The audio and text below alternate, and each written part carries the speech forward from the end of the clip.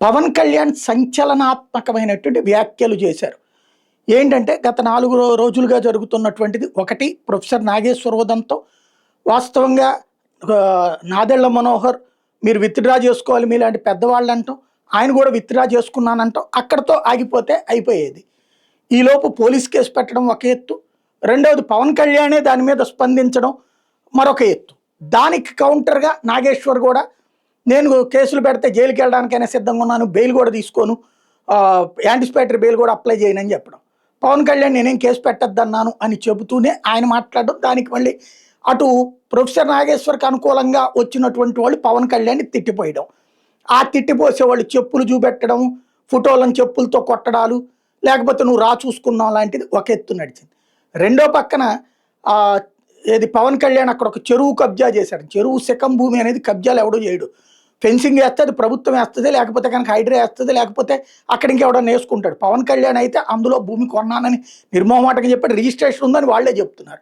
అందులో ఆయన వ్యవసాయం చేసుకున్నాడు, గోశాల పెట్టుకున్నాడు, ఒక ఫామ్ హౌస్ పెట్టుకున్నాడు. దానికి ఆ చెరువు అంతా పవన్ కళ్యాణే కబ్జా చేసేసినట్టు కొంతమంది కావాలని తెలంగాణ ఉద్యమకారుల తరహాలో ప్రచారంలో ఉండే జర్నలిస్టులు మాట్లాడారు. దాని మీదన ఇప్పుడు ఆ 2 అంశాల మీదన తీవ్రంగా స్పందించారు పవన్ కళ్యాణ్. ఆ చెరువు గనక నేను కబ్జా చేసుంటే తీసేసుకోండి, రాష్ట్ర ప్రభుత్వానికి ఇచ్చేస్తాను అన్నది ఒక ఎత్తు. నాగేశ్వర్ గారు మాట్లాడింది అమిత్ షా గురించి మాట్లాడినప్పుడు నేను స్పందించాను.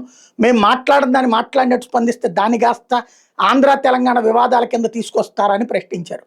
గత 2-3 రోజుల నుంచి పొన్నం ప్రభాకరు, అట్లాగే వీరేశం, అద్దంకి దయాకరు, ఇట్లాంటి వాళ్ళందరూ కూడా మాట్లాడుకొచ్చినటువంటి అనిరుద్ధ్ రెడ్డి ఎమ్మెల్యే వీళ్ళందరూ మాట్లాడుకొచ్చారు. కాంగ్రెస్ పార్టీకి సంబంధించినటువంటి నాయకులు పవన్ కళ్యాణ్ భావోద్వేగాలు రెచ్చగొడుతున్నాడు, ఉద్రిక్తతలు రెచ్చగొడుతున్నాడు.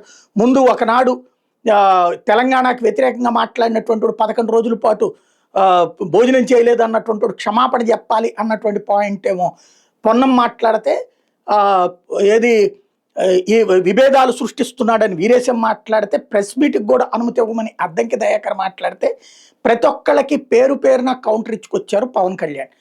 పాకిస్తాన్ జిందాబాదు, నేను పాకిస్తాన్ని ప్రేమిస్తానంటావు, ఆంధ్రాని మాత్రం ద్వేషిస్తావా, ఇది ఎక్కడ ధోరణంటూ అద్దంకి దయాకర్ని ప్రశ్నించారు.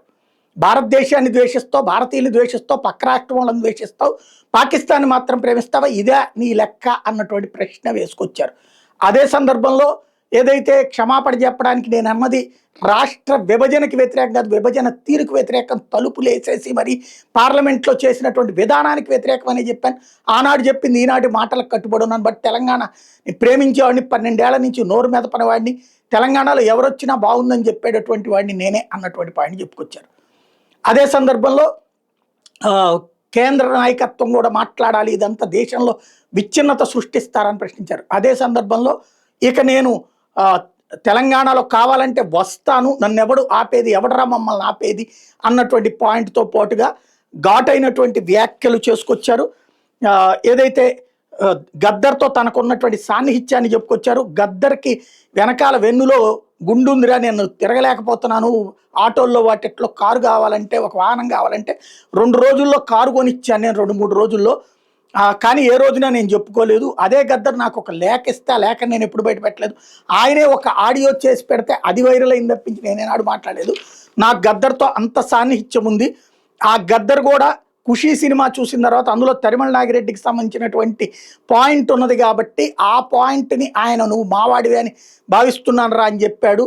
రా అనే చనువు నాకుంది అన్నటువంటి పాయింట్ గుర్తు చేసుకొచ్చారు. ఒకప్పుడు భీమ్రావు వాడ బస్తీ కోసం పోరాడిన నేను, ఆ రోజుని మీరెవరున్నారు అన్నటువంటి పాయింట్ ప్రశ్నించుకొచ్చారు.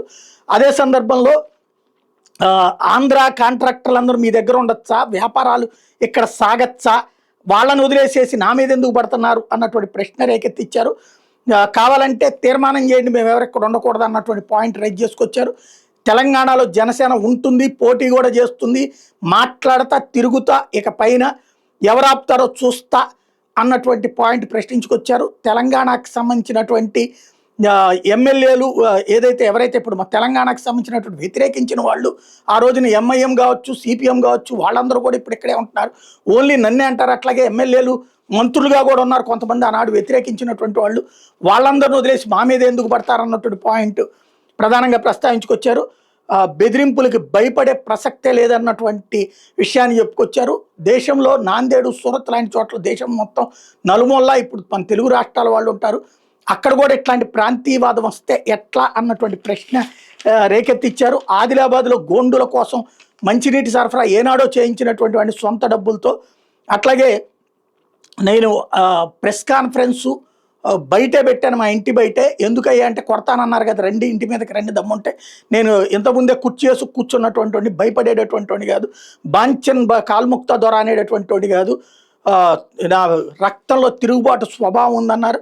తెలంగాణ ప్రజల్లో విద్వేషం లేదు, బెదిరించేందుకు అసలు మీరెవరు, మీ అయ్య జాగీరా అంటూ ప్రశ్నించారు.